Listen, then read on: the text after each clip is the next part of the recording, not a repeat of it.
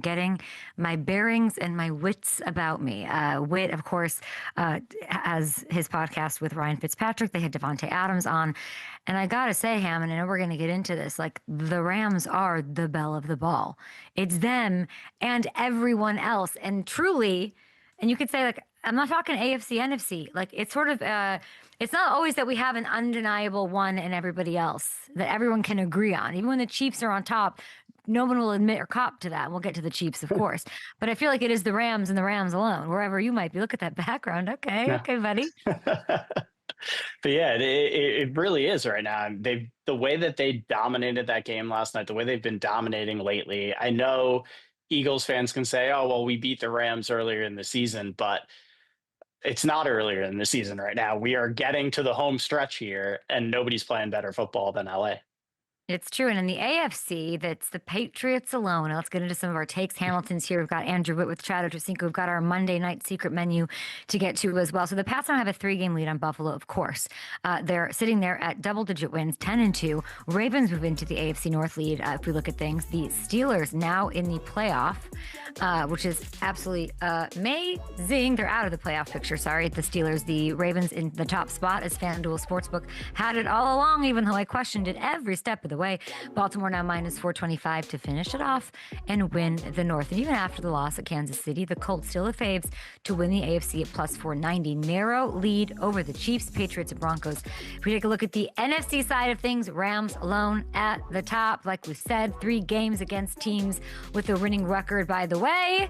And they just want home field. How can they do that? How can they not have to go burr it up with the Eagles, who fell yesterday in crazy dramatic fashion? They slipped to the 2 seed.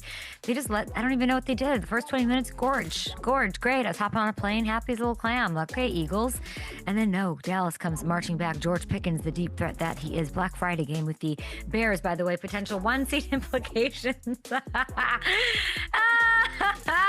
Chicago's won 8 of 9, and you've got people tweeting, are they the best team in the land? Best team in the world, potentially. I don't know.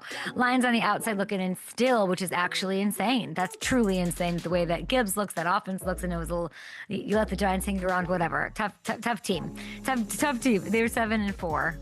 And then we've got Panthers-Niners tonight, and if the Panthers, in fact, people, beat the Niners, Carolina moves into first place in the NFC South. How about that? Bucks drop outside of the playoff picture entirely. Bucks, I don't know what to say.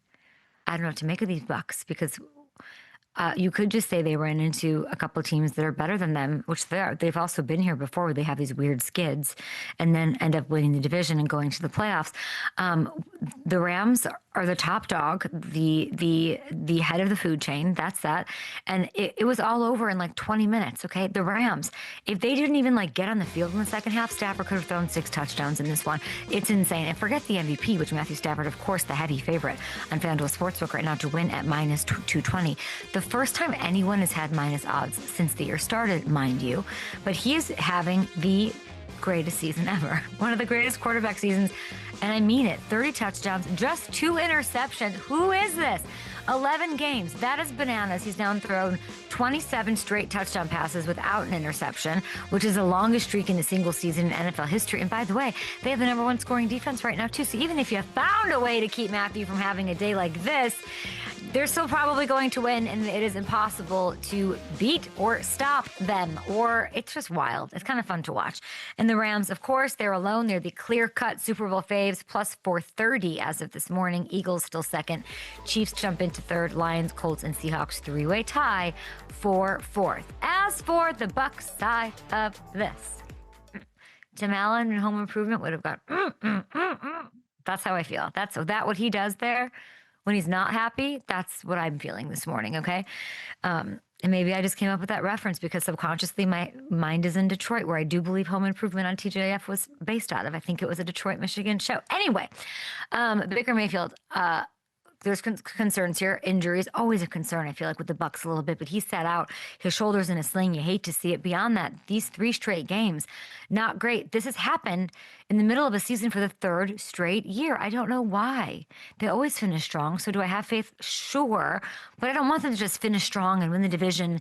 We want to have a contending conversation with these Buccaneers. I was hoping this year would be different. If you're a Bucs fan, you have to hope things aren't too serious for Baker and the like, because they can't do it without him. Oh, there's me.